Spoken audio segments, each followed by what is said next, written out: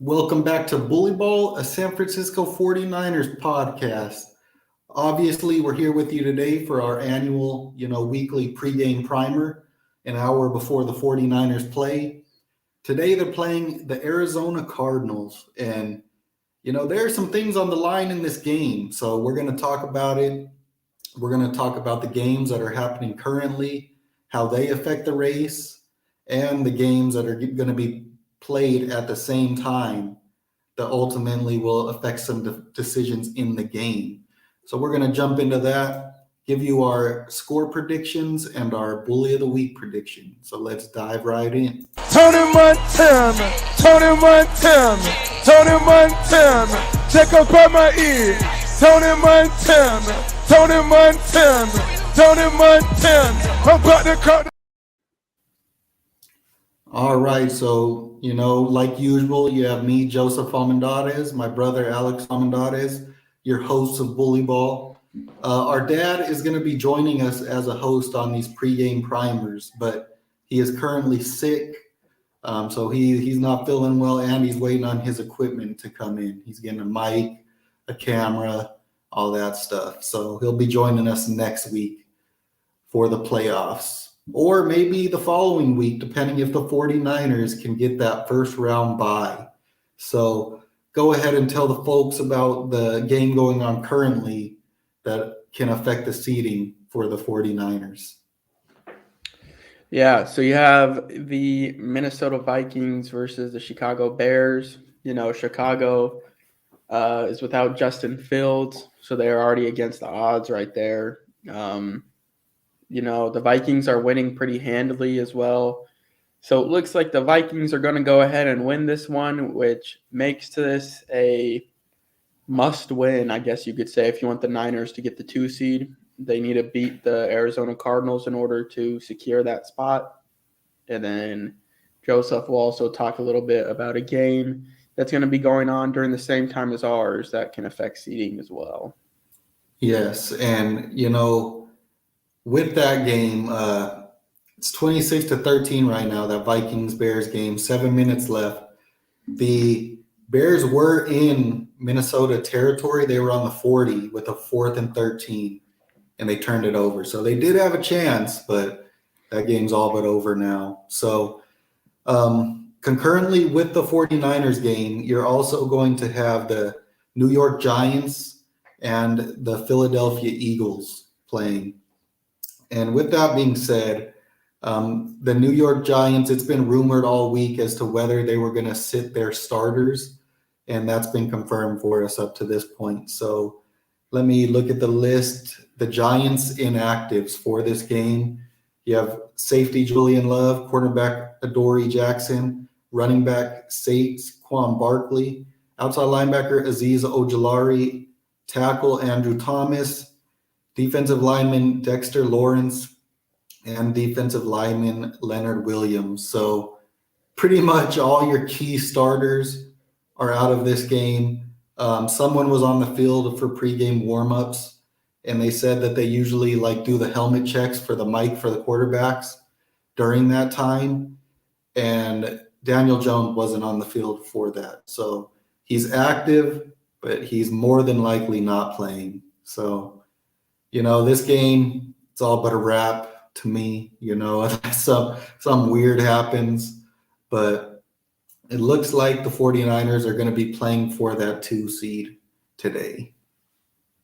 Also, another big thing, Jalen Hurts is going to be back for the Philadelphia Eagles. So it's not going to be Gardner Minshew versus Davis Webb, right? That's his name? It could be Tyrod Taylor or it could be Davis Webb. So yeah. We'll see. So Jalen Hurts will be back for the Eagles, So like Joseph said, I would pretty much say that game's all but over for the most part, which, it is what it is. I don't think a lot of Niner fans were expecting anyways to get the number 1 seed until very recently, once they started to drop those games, Jalen Hurts got hurt. So I wouldn't be too down in the dumps about it. We weren't expecting this pretty much the whole season. It was pretty much assumed that the Eagles were going to get the 1st seed. And then, if we get out with the dub, we'll be locking up that second seed and home field advantage until NFC Championship game if we get there. So Yeah, and it really puts an emphasis on those losses to shit teams. You know what I mean? A bunch of 49er fans, media, oh, it don't matter that they lost to this terrible team early in the season. Well, it may not have mattered, but now that you have a chance at the 1 seed, you wish you would have beat the Broncos. You wish you would have beat the Bears, and you wish you would have beat the Falcons. Those are shit teams, if we're being honest. And it came back to bite you. Hey, they could still get the 1 seed, but if they don't, losing those games came back to bite you. Whether they mattered or not, they matter now. So every game in the NFL is critical. Interesting thing, too, is it seems like Kyle Shanahan, just from kind of hearing him talk, and he's not a big fan of that first, the first week by week for the playoffs. You know what I mean? It seems like he gets kind of worried about the rust being a factor on players. Because like he said, he's not going to bench anybody this week. He's not benching any of the key guys they're playing. Because he said, if you give them some time off and they come back the next game and are rusty, you can't afford that in the playoffs. So it kind of seems like Shanahan, I mean, of course, if we would have got the first seed, I'm sure he would have been happy with that first round bye week. But at the same time, I don't think he's too overly concerned about it, in my opinion. What are your thoughts about it? Yeah, I think he's kind of lying to you a little bit right, with that one. Because if you look back to 2019, the 49ers path to the Super Bowl started with that bye week. They got fresh, and then they went and dominated 2 teams in a row to get to the Super Bowl. You look back to last year, 49ers are a wild card team, and then you have 3 games to get to the Super Bowl. 49ers got beat the hell up in those games. And then it comes to the NFC Championship, and the 49ers wobbled into that game. They still had a chance to win, but you didn't get that extra rest, and you had to play an extra game. So they walked into that game bruised and beat up. And, could that have been a factor in them not making the Super Bowl last year? Very possible. So I think you want that 1 seed no matter what. If you're the Packers, they don't play well with the 1 seed. So. Yeah, it's definitely interesting. There's 2 sides to each of it. There's a side that believes in that first round bye, and then there's the side that hates the first round bye for their teams. They don't want the first round bye. So it's interesting. I think the Niners are definitely in a better position this year than they were last year. Somebody put out a tweet yesterday saying, at this time last year, Tom Compton was starting at right tackle. Jimmy G had 2 significant injuries. Debo, Kittle, they were all kind of hampered as well with some injuries. This year, we're a lot healthier, knock on wood. We're a lot healthier going into it. So I think we're definitely in a better position than last year for sure. But, yeah, it could go either way. You know what I mean? Just depends. Yeah, and we'll wrap up with a little bit more about the games being played, who could be potential opponents. A little more going around in the league right now, and then we'll jump into our game. So at the same time as our game as well, you have the LA Rams and the Seattle Seahawks playing. If Seattle wins that game, they have a chance to play the 2 seed in the playoffs, whether that be us or not. So Seattle must win that game to have a chance at the playoffs. If the Rams win, Seattle's out. So that's at the same time as our game. And then the big game is the night game, the Sunday night game, which is 2:20 a.m. for us. And it's a battle. I don't know if I'm going to stay up and watch that because I don't know if I can do it again. But it's a battle. You have the Detroit Lions and the Green Bay Packers. If Green Bay wins, they lock the 7 seed and we'll play the 2 seed. If they lose, Detroit has a chance if the Rams beat Seattle. If Seattle wins, and the Lions win, Seattle's in the playoffs. So there's 3 teams. Those 3 teams are the teams that could play the 49ers if they are the 2 seed. And one last thing with that, before I ask you a question, is Jay Glazer was speaking earlier today, and he said that Sean McVay is probably walking away after this season, taking a TV deal. So, he might want to go out with that win, that big last win to end off his coaching career. Got his Super Bowl, finish on a win. Who knows? But which one of those teams would you be most interested in playing in the playoffs? Yeah. I mean, first off, before I jump into that, what a monumental collapse for the Rams. You know what I mean? Going to the Super Bowl, and then you play this year. Even with your starters, you're not playing very well, and then you get all these injuries. If they're real or not, who knows? But just what a cop-out by Sean McVay. Going gets tough, and he's like, all right, let's just call it. I'm just going to be done coaching if that report's true. Just what a cop-out by him, not to just stick with it. I know you won your Super Bowl, but, he's younger than Kyle Shanahan. He was, the youngest coach in the NFL for a minute, I believe. So just what an ultimate cop-out by him, in my opinion. You know what I mean? Just, I don't know. That's crazy. But so out of the 3 teams, if I had to rank them, one, the first team being the team I want to play the most, and then the third team being the team I want to play the least, I would have to say mine's probably the Lions. They have a pretty good offense. They have a lot of playmakers on offense, but their defense is god-awful. So I feel like that could work in our favor. Number 2, I would say Seattle. The only thing that worries me about Seattle is just that thing that we ran into last year with the Rams. We beat them twice in the regular season, but to beat a team 3 times is tough. I don't think the Seattle team's anywhere close to the Rams were last year. But still, beating a team 3 times in a year, there's that.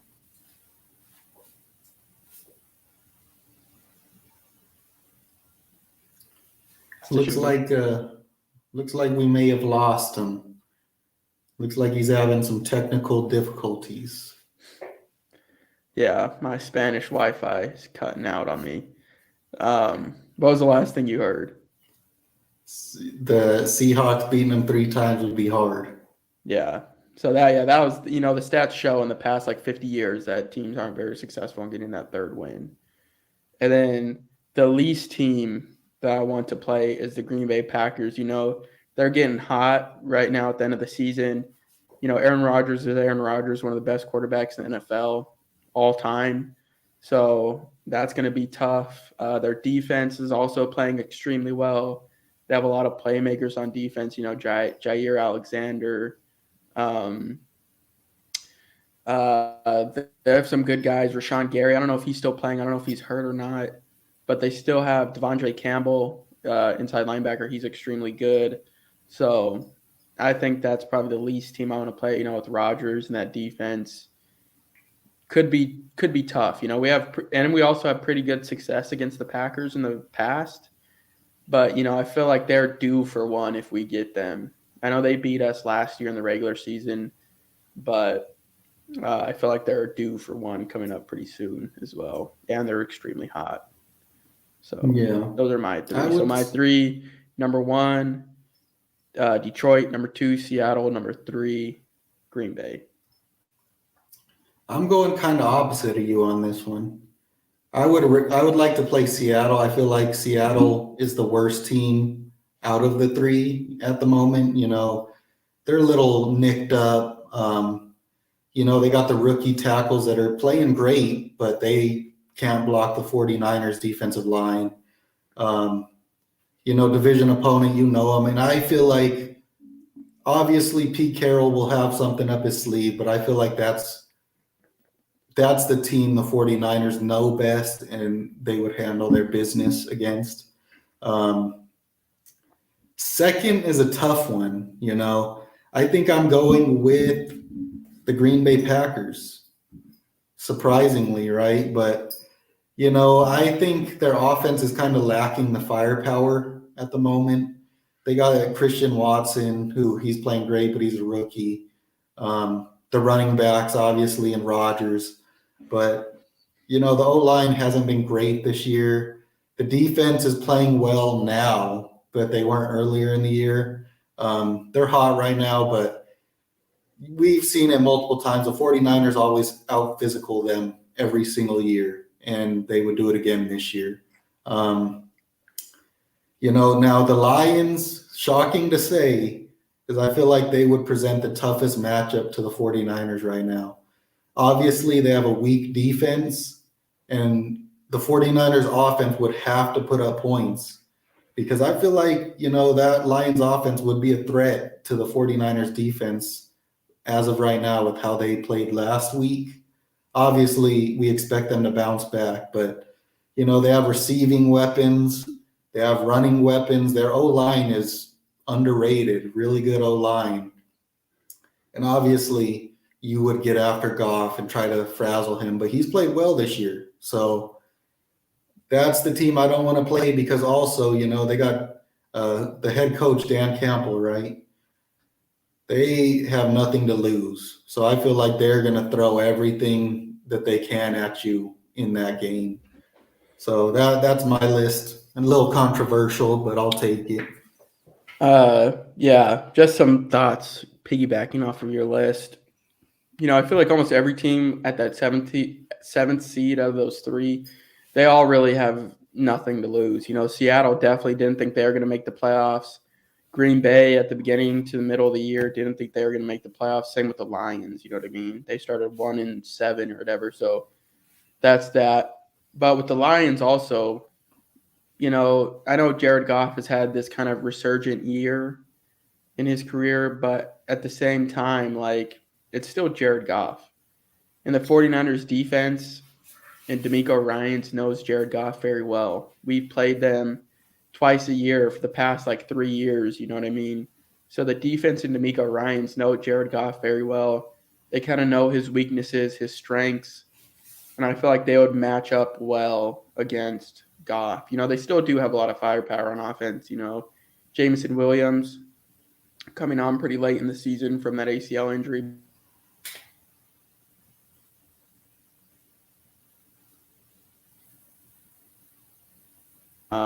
Look, you're back. Yeah. You have You DeAndre need to get Swift. that damn Wi-Fi. You have DeAndre Swift, who's a good running back, and what's other Williams? What's his first Jamal name? Williams, Jamal Amon Williams. Ross He's St. also Brown, pretty good. Yeah, so you still have a lot of DJ options. Chark. I mean, it's DJ Chark, but Hey, that's a good team, man. That's a good offense. you do still have you do have some good weapons, but like I said, Jared Goff very well. The offense is the quarterback is the motor of the offense. They're the ones that make the ball move. So I feel like that's what we would use to our advantage. Yeah. So now let's jump into our game. Today we played the Cardinals, and the Cardinals are beat to death, man. They're bringing in a backup team basically into this game. So with your 49ers, your inactives are Aaron Banks, Jimmy Garoppolo, Kevin Givens, Dre Greenlaw, Ambry Thomas, Ross Dwelly, and Drake Jackson. Another healthy scratch for Drake Jackson this week. After he got the tip that led to, he got the interception last week, not the tip. So that means Eric Armstead and Javon Kinlaw are up this week. They've been dealing with some illness issues going around in the building, but they are playing. And that also means Deebo Samuel and Elijah Mitchell are back this week. So, how do you feel? 49ers offense pretty much at full power heading into this game. Yeah, I mean, that's what you like to see, especially leading into the playoffs. I probably wouldn't play Deebo too much. I'm not playing Christian McCaffrey too much. I'm probably handing that workload off to J.P. Mason, Ty Davis Price, let the rookies get some reps. I wouldn't Ideally, I would want him out at halftime. Let him get some reps so they're not extremely rusty and getting a whole week off. But if you can get him out by halftime, preserve some health, I think that'd be good for the offense, especially Christian McCaffrey, who's already dealing with that sprained ankle. Debo, too. I think a half would be a good workload for him to kind of get back into the groove of the game and let him kind of get his legs under him. But then, you don't want to push it too far on the first game. Same with McCaffrey. You don't want to push it too far with that ankle. So I would look to delegate the work to some of the backups if you could. I don't even know if I would give McCaffrey any work, if I'm being honest with you this week. Just rest him. Debo, let him get out there, get his legs under him. Couple drives maybe for me. Get him out the game. Get the backup some work because it's going to be a long postseason. Get them some work. JP Mason, Ty Davis Price. Give Ty Davis Price his biggest workload of the season this week because, if you end up needing him, you end up needing him. But this is the week to get him the reps if you're going to get him reps this season. Elijah Mitchell. It's tough to say that you want to get him work, but you want to get the rust off of him this week. Maybe 10 touches, I'd say. What do you think? How many touches for Elijah Mitchell this game? 10 to 15 touches, or at least just reps out there, even if he's not touching the ball, but running some routes or some pass blocking. I think 10 to 15 plays would be pretty good. And then, like you said, let JP and Ty Davis Price get the blunt of that workload. Another thing I wanted to say before we forgot was legend of BDN, Nick Mullins, was the quarterback for the Minnesota Vikings at the end of that game, and he led them to a dub, which is forcing the Niners to get a win if they want that number 2 seed. So I thought that was funny. Nick Mullins coming back to not to haunt the Niners, but to make it a little bit harder on them for sure. Yeah, and then you have another game going on right now. I don't know the score at the moment, but pretty much 49ers East battle. You got the Jets and the Dolphins fighting it out with the Miami having a chance to make the playoffs if they win. So another cool thing to see. Yep, definitely. Another 49er thing, 49ers elevated 2 players for this game. They elevate Michael Dwumfor, D lineman again. He got some meaningful reps. Was it last week? 2 weeks ago? Yeah, I think both weeks. Yeah, so Michael Dwumfor up again, and then Janoris Jenkins up again this week. This might be his last time he can be up on the season. I'm not 100% sure. It might be his second game, but it might be his third. That's due to Ambry Thomas being out this week. But, a lot of fans have said around the league they would like to see Jack Rabbit Jenkins get some work because Demo struggled vastly last week. What do you think? You want to see Jack Rabbit in there getting some work this week? I would definitely throw him in for sure. Pretty good over Demo Lenore and just see what he can bring to the table. You know what I mean? Even if he's getting burnt, at least okay, Demo Lenore is our best option going forward. If he's playing pretty good, something to look at in the coming weeks in practice and, wouldn't hurt anybody. So I would definitely give him some reps to see what he can bring because can't get much worse than what Demo Lenore did last week against the Raiders. Yeah. And then, so now the Cardinals only have 46 players active for this game. So they're bringing in literally a JV squad onto the field today.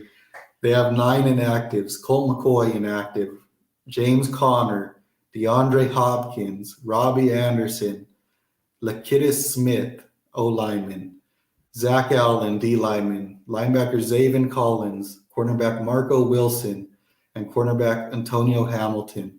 They also have Buda Baker on IR, pretty much their whole offense and their whole starting defense is not playing in this game. Obviously, you got J.J. Watt playing in his final game of his career. You hope you don't see him at all make any plays on his final game. Expect at least one sack from J.J. Watt, if not two. I'm telling you right now, expect at least 1 or 2 sacks. That's just how the NFL works. They need to let the greats get theirs before they retire. I'm expecting at least 1 or 2 sacks at the very minimum from J.J. Watt. Yeah, so, that's pretty much the only player on this Cardinals team that's suiting up, that's a starter. Obviously there's others. I'm being sarcastic, but you know what I mean. They're bringing like the bare bone squad. Who's playing quarterback? I don't even remember the guy playing quarterback. David Blow. Yeah, David Blow. I think he was okay last week, wasn't he? Yeah, if any of our fans watch Hard Knocks with the Lions, I think he was the backup quarterback for them at the time. So that's the only reason why I know the name. Yeah, so you got David Blau at quarterback, you got Hollywood Brown playing at wide receiver, and then you got J.J. Watt on defense, and that's pretty much it for this game. So, 49ers, you can't be doing that damn shit that you did with the Raiders last week, all right? Step on their throat. I made a dumb prediction last week because you made me look stupid. So I'm not saying no crazy prediction this week for the game because the 49ers let me down last week. But the 49ers really need to step on the Cardinals' throat today and end this game at halftime. Get the key players out at halftime. So with that said, 100%. What is your score prediction for this game? Before I give my score prediction, I just want to say, the Houston Texans just got a touchdown and 2-point conversion to go up by 1 on the Colts, which is, if the score stands, takes them out of the first overall pick, which is hilarious because that reminds me of a few years ago when we ended up with the number 2 pick because we beat the Rams in the last game of the season, which took us out of contention for Myles Garrett, and we ended up taking Solomon Thomas. And number 3. Number 3 because we traded back 1. So I think that's hilarious that the Texans are doing everything they can to win that game. Texans fans, if you're watching this, we know your pain. We went through this not too long ago. Yeah, they're handing they'll hand the Bears the number 1 pick, so the Bears are happy. Yeah. So my score prediction for the game, it's interesting because who knows what the real game plan is for the starters on both sides of the ball. Who knows if they're going to play the whole game or if Shanahan's like a couple drives. They haven't really said much. But I will say 30-17, 49ers win. I think you'll probably catch number 2s and 3s on defense later in the game. I think that'll allow the Cardinals to get some points later in the game. Maybe an early touchdown in the first quarter, second quarter from the Cardinals. And then I think the offense will get out to a pretty good start and then probably rest them as well. So that's my score prediction. Yeah, I'm going to say 27-10. Hey, you're playing a backup offense today, legit. So if you give up more than 10 points, maybe the backups get in and then you give up some garbage points. But I'm saying 27-10. 49ers should take a nice lead early and just cruise to victory in this game. If you're here watching, let us know what your score prediction in this game is. And then let's see. Our mom tuned in, said her bully of the week is Bosa, and my score is 27-14. I like it. Yeah, Nick Bosa, 2.5 sacks away from breaking Aldon Smith's record for most sacks in a season by a 49er. Do you think he reaches that today? I'm going to say, do I want him to get it? Yes. Do I think he'll get it? No. because I don't think he'll be in long enough to get 2.5 sacks. If he is in long enough to get 2.5 sacks, that's not a good sign, because that means that the Cardinals are playing with us, that they're competing, that they're keeping it close. So do I want him to get it? Yes. Do I think he will get it? No. Yeah, I agree. I think maybe 1 sack for him today. He'll be out the game pretty early, I hope. But we know the 49ers be leaving people in too long. And then let's see. We got 24-10. Yeah, pretty much what I said. JP Mason, Bully of the Week. I like that. I like JP Mason as a good pick for Bully of the Week. So who is your Bully of the Week projection? And for anyone new here tuning in, please subscribe. We're at 160 subs right now. Our last video took off, did crazy. We appreciate all of you. Thanks for tuning in. Subscribe, like, and Bully of the Week is our segment that's unique to our channel. And it's basically who the most physically dominant player on the 49ers that week was. Our Bully of the Week last week was who? Tell them. Christian McCaffrey. Yes, dominated the game. So that's the Bully of the Week. And your projection for Bully of the Week this week is? This one's tough. I have 2 players in mind. I'm going to say my first one, I'm going to go with Talanoa Hufanga, Bully of the Week. I think he gets gets some juice back into him. He's been struggling as of late. I think he ramps it back up right before playoffs. The 49ers defense definitely needs it. DeMeco Ryans called him out this week in his press conference, saying that his eyes are dirty. He's looking in the backfield. He can't have that. But I think he's going to get it together this week, and he'll dominate. My second guy that I was thinking of is Ray McLeod. Kind of a sleeper, off that big return touchdown, or at least just a big return in general on a kickoff and punt. But his impact on the offense as well has been growing. So that's going to be my, I guess you could say, Bully of the Week projection, or just my number 2. But I'm going to say ultimately Hufanga is going to be Bully of the Week. Yeah, my Bully of the Week was going to be Hufanga as well. I expect the bounce back this week. Big game against a bad offense. It's set up for him to have a good week. But since you picked him, I'm going to go deep into my bag of sleepers. And I'm going with Jawan Jennings, Bully of the Week. Jawan Jennings be doing the dirty work every week for the team. He be getting those crazy, third down catches right when we need them. And that dude be blocking his ass off. He be getting in the opposing corners' heads. So, I think he's going to continue that, blocking his ass off. Starter's going to get pulled by halftime. Jawan Jennings is going to become your wide receiver 1 in the second half. And I think he has a great week. Maybe a touchdown, maybe 100 yards receiving. Who knows? Jawan Jennings, my sleeper Bully of the Week this week. Yeah, I think Jawan Jennings, too, has made cases in the past. Even when Debo is still starting, just even if his stat lines weren't great, he might have like 2 or 3 catches, but they came on huge, pivotal third downs. And like you said, his blocking, you see him physical. You see him scrapping with those corners, linebackers, whoever. He does not care. So I think even prior, with Debo starting, he's made cases in the past to be Bully of the Week. Yeah, probably one of the best blocking wide receivers in the NFL. And I believe he's a free agent after this year. So that's a big concern. What do you think? Do you think we see any of Josh Johnson play today? I don't know. That's a tough one because I feel like Kyle is the guy that would be like, this dude's a rookie. He needs to play the whole game. He needs the experience. But I don't know. I would like Brock Purdy to leave at halftime, kind of like what the Vikings did. So the Vikings were only up 10 points, and they pulled out Kirk Cousins.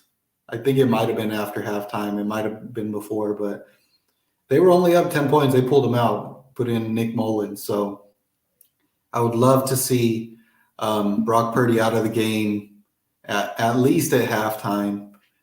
You know, who knows if you do need Josh Johnson in the playoffs. Let the dude get some in-game action. You know what I mean? But I don't know if we'll see him, if I'm being 100% honest. I don't know if he'll put him in. I mean, we What do saw you Josh think? Johnson. We saw Josh Johnson against was it the Bucks, I believe, right? He came in at the end of the game, had a couple passes, Yeah, I think had the so. game-sealing pass to Danny Gray on the slant. So I think it's very possible that we can see him if we're, winning considerably, or if the Eagles are destroying the Giants, at halftime or something. I think it's possible that we can see Josh Johnson. Definitely. Yeah. And speaking on that person, I would love to see some Danny Gray this week as well. You know, dude's obviously been in the doghouse. He's getting IU treatment. He's a third round pick though, so you expect him not to play as much as you did with IU. But we've seen a couple flashes. You know, he's getting a little bit of work in these games. I think it was last week he had that end around, right? And he looked like Mm-hmm. he had some speed. You know, you would love to see these young dudes get some work this week if the Yeah, 49ers can knot this game up early. definitely. Another big report that came out recently too was Jimmy G. He's able to put some weight on that foot that he broke against the Dolphins. And it's, John Lynch is still holding out hope that we can get Jimmy G late in the playoffs. And I know a lot of people are kind of hating on that idea. Personally, I think that would be great. I think that's best case scenario for the 49ers if you can get Jimmy G back for that late playoff run. Couple reasons. First reason being I'd rather have Jimmy G over Josh Johnson in case of an injury. Knock on wood that doesn't happen. But if it does, you obviously feel a lot more comfortable with Jimmy G than Josh Johnson. Secondly, Jimmy G's been deep in the playoffs. He's made it to a Super Bowl. So he has that experience of the media, the pressure, the high expectations. And if we make it there, he can help out Brock Purdy. Jimmy G has shown that he can be a mentor and kind of help out the younger players. And I think that would be big for a late playoff push, if he can kind of help out Purdy with some expectations, how to kind of handle the media. Mainly speaking, if you make it to the Super Bowl, with the media week and everything, media day. Not saying that Brock Purdy exactly needs it because he's pretty mature for a rookie, but just handling those expectations, kind of looking at defenses too. Obviously, Jimmy G has a lot of experience playing against great defenses. So, after a play or after a drive, you come to the sidelines, Jimmy G can help Brock Purdy and Greasy kind of break down the plays and just help him out that way. So I think it'd be big time. It'd be great for the Niners if you could get Jimmy G back late in the playoffs. Yeah, I agree. I would love to have him back in the playoffs to back up Brock Purdy. Looks like we got a pretty good amount of people watching this stream right now. If you're here, drop a sub for us. We go live for you before every game and break down the game for you. So we appreciate you being here. We're growing pretty fast. And drop a score prediction in the comments for us of how you think this 49ers versus Cardinal game is going to go. And also, if you'd like, drop who you think your bully of the week is going to be for the 49ers this week. And for us, that's the most physical player that physically dominates the game. It could be your Nick Bosa, Talanoa Hufanga, Trent Williams even, whoever you think is going to be the most dominant player in the game. And, they just showed the players arriving at the stadium, I believe, from earlier. And Talanoa Hufanga is walking in wearing a De'Aaron Fox jersey today. So how do you feel about that? Yeah, if he could play with the tenacity that De'Aaron Fox plays with on the court, you would love it. That means he's got his swag back. He's playing fast. He's playing physical. So, if he can play with the same tenacity as De'Aaron Fox, then, Love it. Love to see the Kings, too, being represented, being a Kings fan. The Kings don't get a lot of recognition, so you take it wherever you can get it. I know you jump ship and try to say you're a Magic fan, but we'll welcome you back. I know you were already saying you were coming back earlier, so hey man, we'll let you come back and make the playoffs. My Orlando Magic playing great. This guy. That's the future of the NBA, but that's for a different time. One more thing we'd like to mention is safety DeMar Hamlin for the Bills. He had that crazy injury on the field last week, and it looked like his life was on the line, But he is not fully recovered, but he's doing well. He's awake. He's in the hospital with his family. He's back on Twitter. He's tweeting. If you're on Twitter, go give him a follow there. But he seems to be in high spirits, doing well. So you love to see that. You never want to see anybody hurt on the football field, especially like that. So yeah, just, you love to see it. You love to see the support around the guy. And, we hope he makes a full recovery and can, do what he wants to with his life, whether that's return to the field at some point or, whatever his future holds for him. So you love to see it. The 49ers, just like a lot of the rest of the NFL, will be honoring him today. The 30-yard line, the 3 on each side of the 30-yard lines is highlighted in Bill's red, which you love to see. And then also the Niner players and a lot of the other NFL teams are wearing a special shirt for him as well. So love to see the camaraderie around the NFL really rallying around this guy, and just, you love to see it. Scary moment, super scary moment, a moment that a lot of people who play football don't realize can happen, whether it's high school, youth football, college, NFL, because it's something that could happen to anybody. It just has to be at the certain time, that perfect timing, but it can happen to anybody, no matter their age. So it's not like it's a certain physicality. So something scary, but you love to see the NFL really rallying and just being appreciative of him for his recovery. Yeah. And it looks like the Bears now have locked in the number 1 overall pick in the NFL draft. So we'll see what they could do with that. They have their franchise quarterback in the wings from what it looks like. So we'll see what happens with that. Just to recap what we've gone over so far, Minnesota Vikings destroyed the Bears earlier. So they currently would hold the 2 seed. If the 49ers lose, 49ers win, they keep the 2 seed. So that's up in the air. You also have the Eagles and Giants playing at the same time as the 49ers. Giants are resting pretty much all of their key starters on offense and defense. And you have Jalen Hurts back for the Eagles. So it looks like, unless something crazy happens, Eagles are going to lock down that number 1 seed, but any given Sunday, I guess, right? And then you also have still, who are the 49ers going to play in the playoffs? Could be the Giants if they lose today, or it's going to be the Lions, Packers, or Seahawks. We'll know that by the end of the night. So if you're here, let us know which team out of those 3 in the back you would like to play against the most: the Lions, the Seahawks, or the Packers. Let us know who you'd like to play and why. Yep. Like, if you're here as well, don't forget to drop a sub. We're trying to get to 200 subs before the end of the season. I think I just checked right now, we're at 163. So thanks for everybody tuning in, for all the support. We appreciate it. We're just a couple of Niner fans too, like the rest of us. We're not football experts or anything like that. We just like watching the Niners. We've watched them since we were young kids, as young as I can remember. It's been an integral part of our lives. So we're just fans just like you guys, and we just like talking football.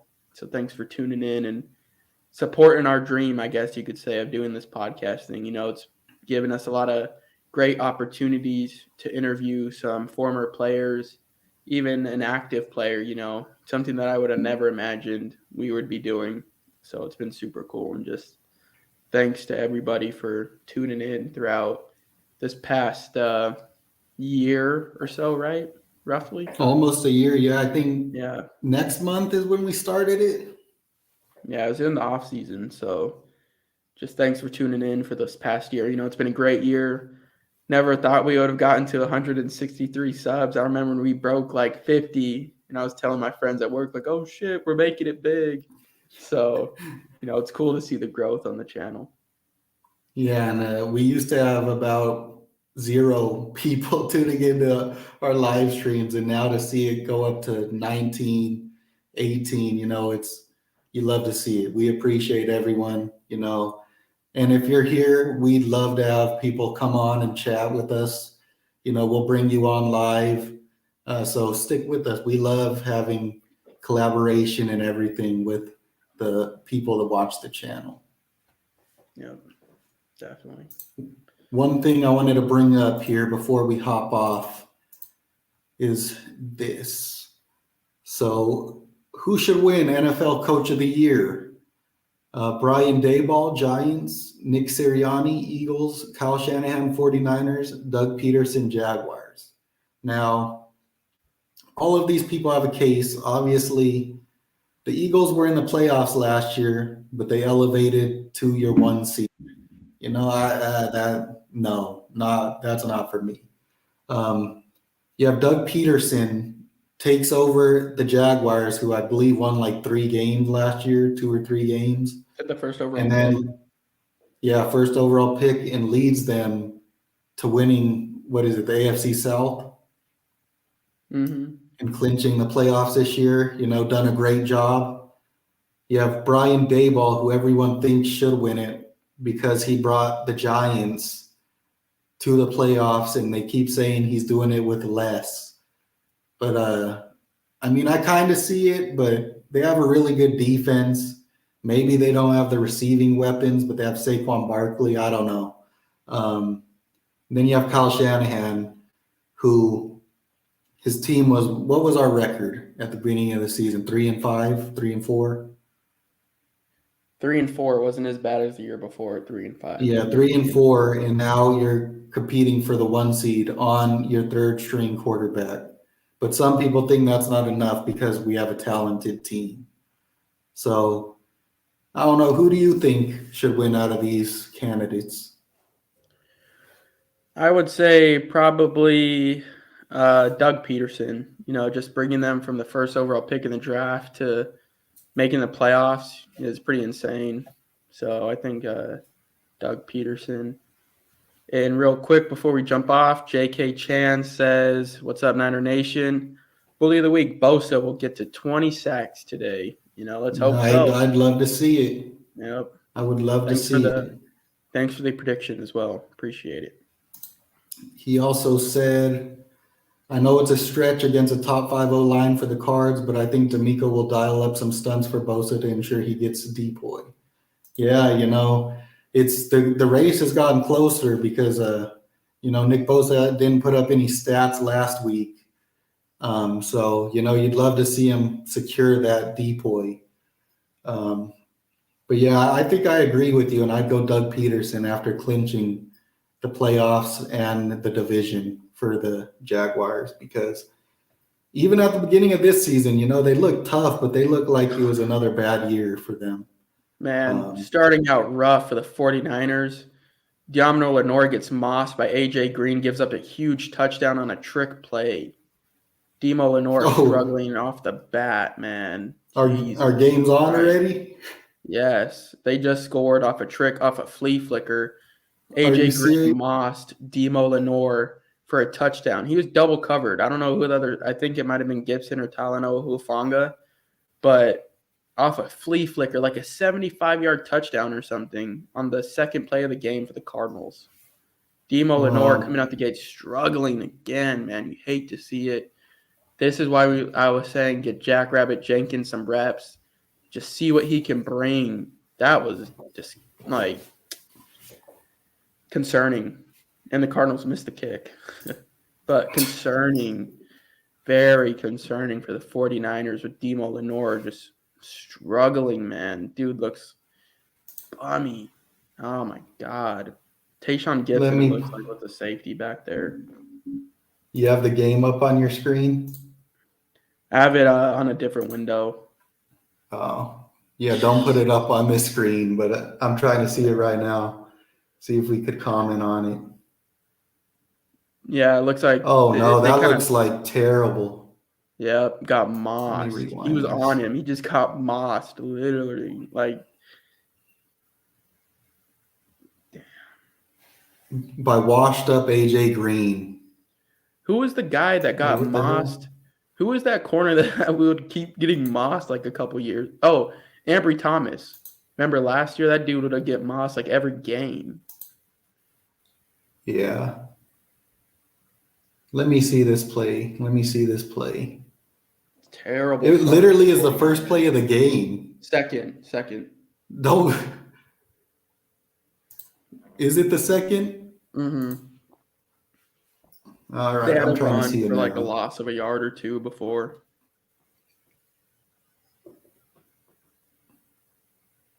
I think. Oh, maybe yeah, not. I see that play. No, yeah, it was a second play. The first one was a screen pass to some receiver for like a 3-yard gain. 49ers, man. This 49ers defense, man. What happened? What has happened? All right, I see it now. Tossed it back to number 15. Oh, my God. Bro, he ripped the ball from Demo's hands. He ripped the ball from his hands. And then he had a chance to tackle him before he got in the end zone too. Oh, my God. And this is exactly what I'm saying for the playoffs that scares me. Is you're playing the 7th seed. They're going to do shit like this. And you got to be prepared for shit like this because they're going to throw everything they have at you. You're playing 49.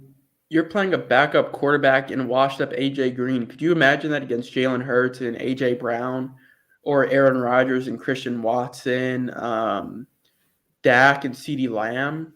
You're playing David Blau and AJ Green. Like, I don't know. Looks like we got a big gain here for a big play for you. Kyle Juszczyk. Yeah. Look like, what is that, a 26-yard gain up the middle? You love to see that. I didn't know we were becoming a play-by-play channel, but hey, those people get hella subs. I mean, since we're already on here, and we freaking already had an I thought this game. I didn't know that the game had started already, man. Yeah, you would have thought that they would return the opening kickoff or something, but no, Demo Lenore got mossed.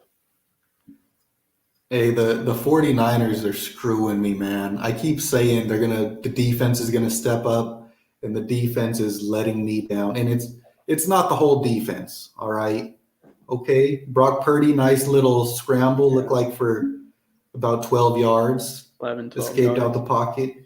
Hey, you remember I literally said in this prediction today that they'll probably get an early touchdown in the first quarter, second quarter, and then we'll probably lock it up. Yeah, you did. Our defense is terrible on that first drive, man. The Niners against the Dolphins, you remember that first play, this one, like, inexcusable shit. It's inexcusable. See, I'm trying to throw up the score on here for us. Brock Purdy looking nice. Think he's 2 for 2, 3 for 3 maybe. Just had just hit Brandon Ayuk for 4 or 5 yards maybe. So you got the score down here: Cardinals 6, 49ers 0. Cardinals throw a Hail Mary on the second play of the game. Well, not a flea flicker. My bad. Yeah. A flea flicker, and Diamador Lenore gets mossed. Literally gets the ball ripped from his hands. Hey, man, Jackrabbit Jenkins should be going in right now. Next drive. All right. Christian McCaffrey gets stopped short for – looks like he got back to line of scrimmage. So 3rd and 4 now. McCaffrey had a good run earlier in this drive, probably like 9 yards or so, and then just got another one for about 0. Yeah. Man, I can't believe this. Demo Lenore, it's very concerning. Because like I said, once you play legit playoff teams with legit receivers and quarterbacks, like, you can't be doing that. Can you hear this game in my thing or no? Mm-mm. All right. 49ers screen pass. Christian McCaffrey touchdown. Takes it for a touchdown on 3rd and 4. Let's go. Just electric, man. I told you guys that trade was going to be insane.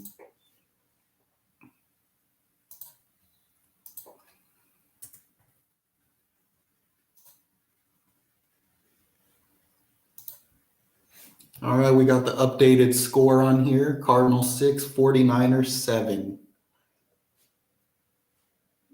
And yes, I did put the 7 early, but he better not miss the kick. But man, hey, when we traded for Christian McCaffrey, you know, a lot of people were saying the 49ers gave up too much. And I was one that said, hey, you know, this dude is electric. The 49ers would thrive having a star running back on the offense, and that's what's been shown so far. So, you know, this next drive is really important for the defense. You want to see them respond because they can't be giving up these bullshit plays like that, man. Yes, sir. Touchdown 49ers, McCaffrey. Love to see it, man. Christian McCaffrey's awesome. Love to see Brock Purdy as well, you know, just staying calm. You're down. Just stay calm, make plays. Yeah. You know, me and you were both huge proponents, too, of adding Christian McCaffrey because there's some flack that fans were saying, like, oh, you gave up all these draft picks for a running back. Yada, yada. But, you know, that has proved its worth tenfold. What are we, like 8-0 since we've added him? You know, or we lost 9-0. He wasn't really playing. But once he actually started playing, we haven't lost. And his just presence on the field is just something different. Yeah. Our dad saying DeMarco needs to get on his defense. For some reason, when he was down here, he kept calling D'Amico DeMarco. But, yes, D'Amico does need to get on that defense. They need to clean it up, man. Demo Lenore, I don't know, man. It's concerning. I'm concerned about it for sure. It's tough, man, because the 49ers' weakness on defense last year was the DBs, and it looked to be cleaned up this year, you know. You had Emmanuel Mosley, who you unfortunately lost. That dude was playing like a top 10 corner in the league. And then you had Hufanga playing like a top 3 safety in the league. So, you know, a weakness looked like a strength, and now it's rearing its head again. And you hate to see it. Right in time for the playoffs, you want to be firing on all cylinders. You don't want to see this. Oh, look, you could see the play right now. See him get mossed, and then he gets up and he could tackle him before the end zone. Somebody call up. Yeah, that dude's electric. Yeah. Oh, another thing to note, Brandon Ayuk with that catch, he's I don't know how many yards he got on that, but he's probably within 30-something yards of a 1,000-yard season now. I think he was 44 away. I think that catch was probably like 4 or 5 yards, so he's probably at like 40 or 39, 38. Love to see it. Yeah. Forgot what I was going to say, but 49ers defense taking the field again. Oh, it was good to see the 49ers offense be able to respond that fast as well, which you love to see from Brock Purdy and the offense. Yeah. Brock Purdy, man, playing great. All right, let's see.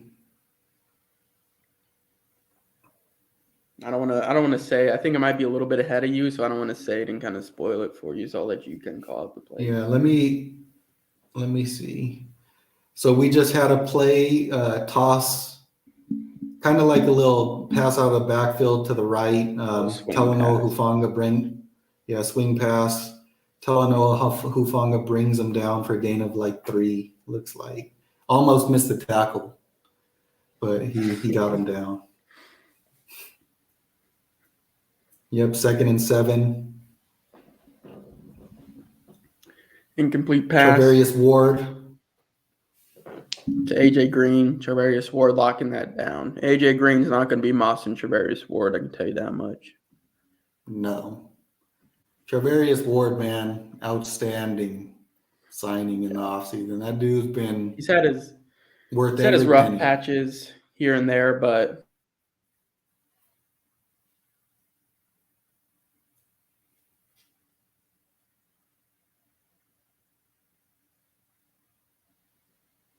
looks like we lost him again. You need to get that Wi-Fi fixed. That Spanish Wi-Fi is terrible. All right. We have Samsung Ebukam get a sack. And interesting to note is Samsung Ebukam had 4.5 sacks coming into today. He had 4.5 sacks last year, and he said he wanted to surpass that number this year, and he just did that. Let's go. Off a stunt. Good stunt from DeMarco Ryans, as our dad knows him. D'Amico Ryans, good stunt on that pressure for Ebukam to get that sack. You know what's crazy too is Andy Lee is the punter for the Arizona Cardinals. If you guys remember, if you guys were Niner fans for a long time, he used to be the punter for the Niners. So it's crazy to see him still playing. Jesus Christ. JP Mason got fucking blown up. Jesus. Hey. Ray McLeod with a good return, probably like an 8-yard return, but made a couple of people miss. Been really, really underrated as a returner this season. I'll be right back. Done good things. All right. So let me know what you guys have thought so far about this 49ers game. You know, they give up a huge trick play to the Cardinals on the first drive of the game. Offense comes right back, responds easily. You're basically playing like a second string team pretty much. So they're going to resort to trick plays, whatever they can do to get some yards, get things going. And we headed to commercial. So, you know, with that, we just had a sack by Samson Ebukam. That brings him to 5.5 on the season. He surpassed the amount of sacks he had last year, which is what he said he wanted to do. So you love to see it. Nick Bosa looked like he was getting some pretty good pressure from the interior on that play as well. And yeah, so, you know, we were doing this stream and I missed that flea flicker. So I'm gonna have to watch that after and see what happened. But it looked like Diamador Lenore got mossed. And, you know, you hate to see it after how he played last week as well. So, you know, is it time to call up Richard Sherman, see if he been training, still good to go, still could play some reps, you know? But you would also, you know, you'd really love to see Janoris Jenkins get some reps in there as well because they did elevate him this week. So you'd love to see that. I don't know about Richard Sherman, man. That dude's probably chilling, getting paid a nice amount of money to cover those Thursday night games only. That dude is living the life. Hey, he could do that. He could do what that he just did. I know he could do that much. Yeah. So as you can see, All if you're right. tuning in, 7-6, 49ers lead off of Cardinals got the lead early, 6-0, with the flea flicker for a touchdown about 70-something yards. Niners responded. Christian McCaffrey screen pass touchdown.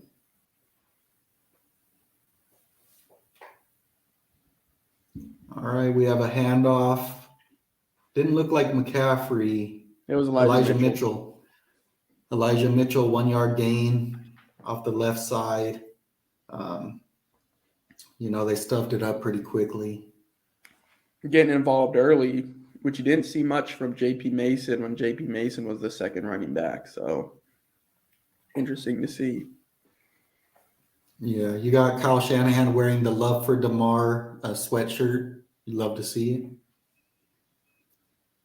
All right, 2nd and 9.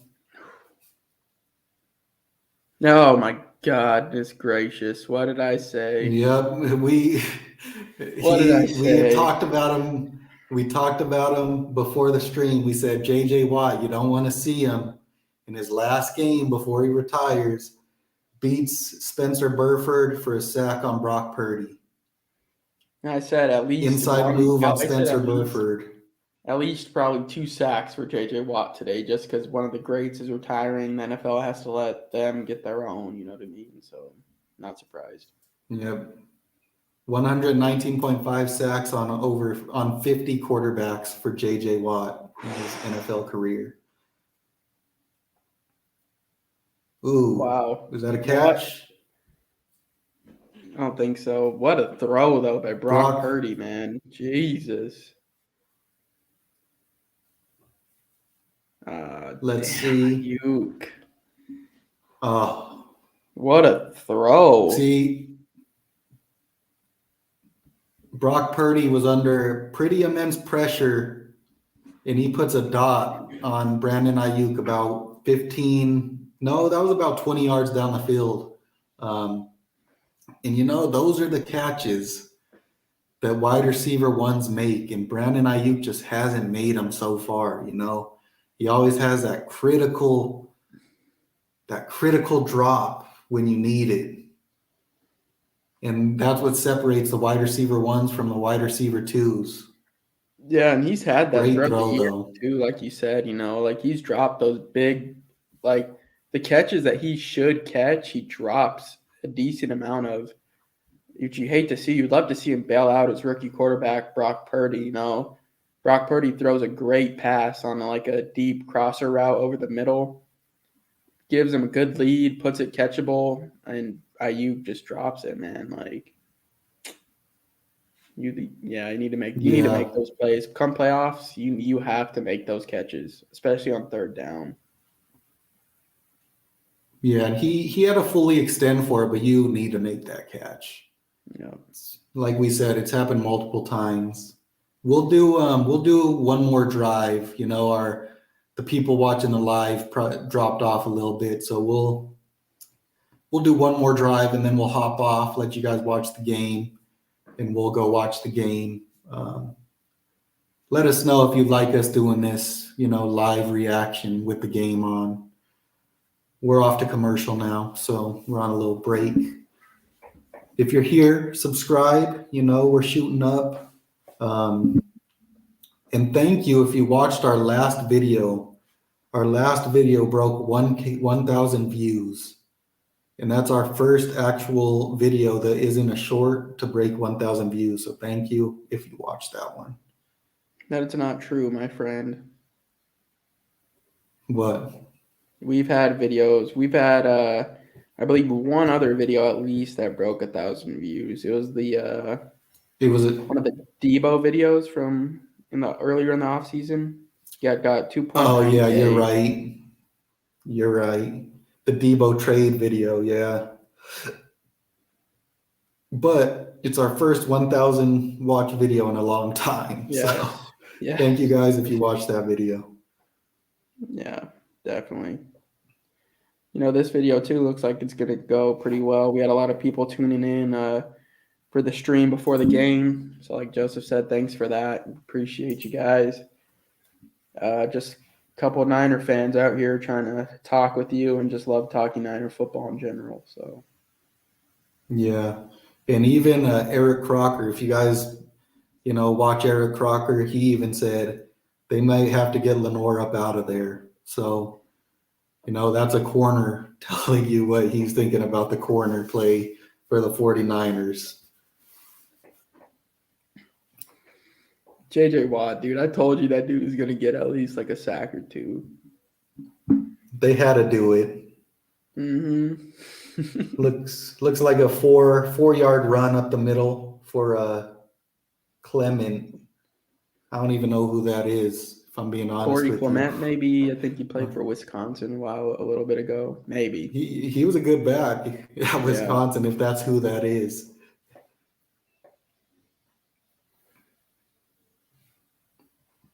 Second and 6. Cardinals are throwing it short, man, and letting their playmakers kind of like what the Niners do, letting the playmakers get the ball in their hands and make plays.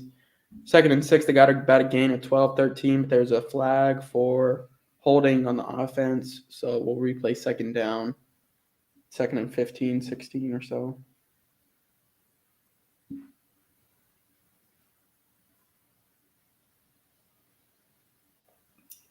Around the league right now, you have, that game's a wrap. Philly 10, New York Giants 0, 4 minutes left in the first half already. Jesus. Davis Webb is playing quarterback. Matt Breida is playing running back. Yeah, that's a wrap. So 49ers most likely playing for the 2 seed. The former Bay Area legends couldn't get it done.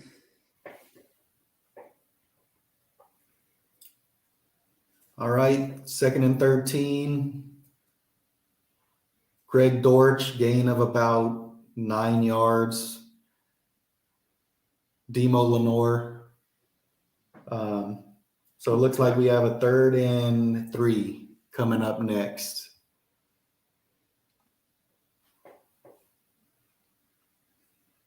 It's quite interesting towards the back end of the season. These backup quarterbacks kind of playing well, surprisingly, for most teams. Yeah, definitely. 49ers bringing the pressure. Looks like Jimmy Ward gets him down short, probably 4th and inches or so, I would say. I would assume the Cardinals obviously go over for the it. Middle. Yep, 4th and inches. Cardinals lining up to go for it. So they have 4th and inches on their own 40. Let's see. Ooh, looks like the 49ers got the 4th down stop again. No push on that line. No push. Fred Warner jumps over the offensive line. They haven't called anything yet, the refs. Let's see where they spotted, but it didn't look like any push. Yeah, I know. Yep, first down, 49ers. Let's go. Fred Warner went full on Troy Polamalu.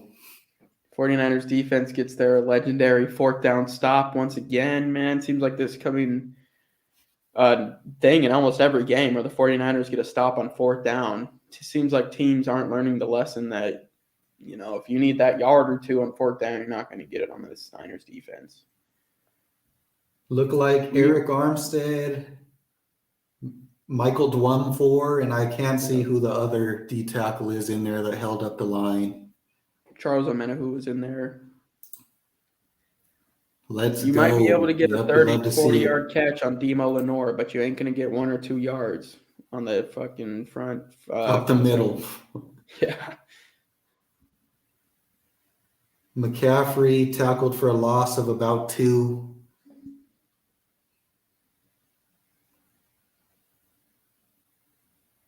Yeah, Philly up 10-0. 4 minutes, 14 seconds left in the first quarter.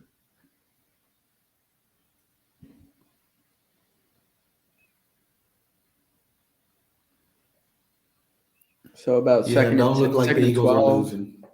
Yeah, 2nd and 12 for the Niners.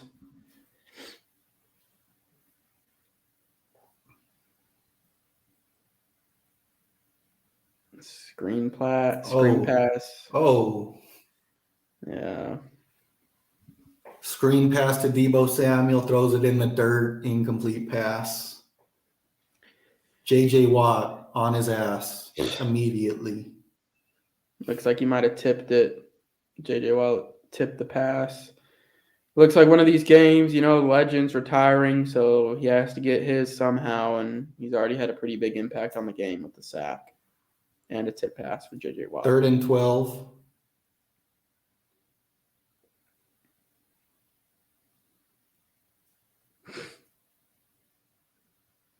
Oh, Lord. Heavy pressure on Brock Purdy, rolls out, gets sacked for a loss of about 20. Loss of about 20 yards. Once again.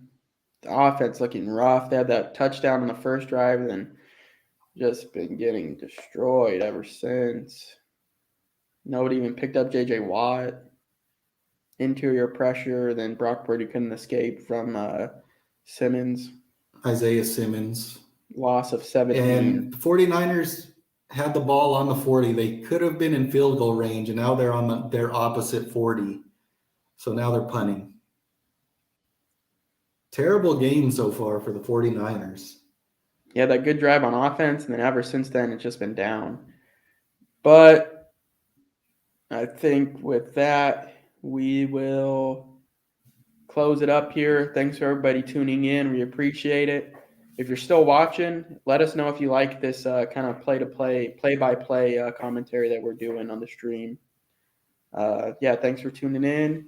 You'll catch us sometime next week, probably do a recap video, talk about the playoffs and our positioning and seeding, and then we'll do the primer as well an hour before the game. So thanks for tuning in. Yeah, we'll see you guys next time. Peace.